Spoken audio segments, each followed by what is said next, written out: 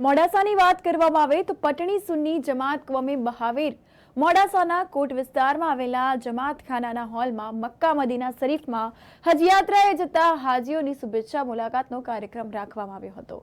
ઇસ્લામમાં નમાજ, રોઝા, જકાત અને હજ દરેક મુસ્લિમ માટે ફરજિયાત છે, પરંતુ હજ જે લોકો પૈસે ટકે સક્ષમ હોય તેવા હજયાત્રાએ જતા હોય છે।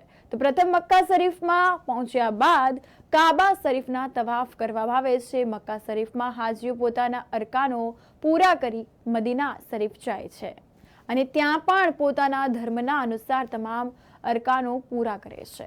આ અંતર્ગત વાત કરવામાં આવે તો ત્યારબાદ જે તે દેશના હાજીઓ હોય તેઓ પોતાના વતન પરત ફરે છે।